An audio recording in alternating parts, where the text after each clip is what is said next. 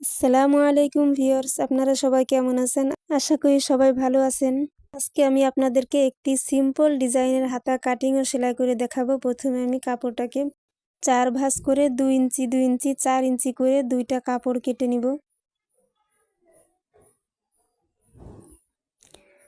তারপর আমি হাতাটার লম্বা আছে 15, 2 ইঞ্চি বেশি নিয়েছি, 17 ইঞ্চি নিয়েছি। হাতার মাঝখানে এরকম করে চোক্কা করে কেটে নিয়েছি। 3.5 ইঞ্চি পরিমাণ কেটেছি, ভাঁজ লাইনে কেটেছি। তারপর আমি কুচির কাপড়টা ডবল ভাঁজ দিয়ে নিচ্ছি।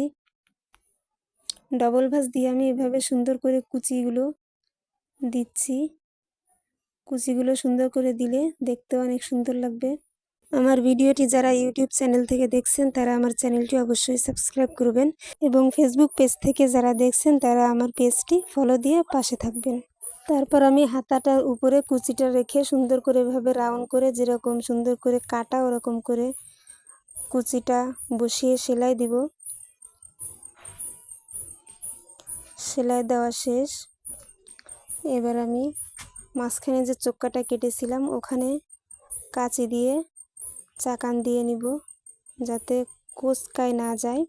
তারপর আমি উপরে একটা চাপ সেলাই দিয়ে নিব। চাপ সেলাই দেওয়ার কারণে সুন্দর করে ফিনিশিং হবে। এখানে আমি একটা রেডিমেড বোতাম দিয়েছি, সবুজ বোতাম। চাইলে আপনারা কাপড় দিয়েও সবুজ বোতাম বানিয়ে দিতে পারেন।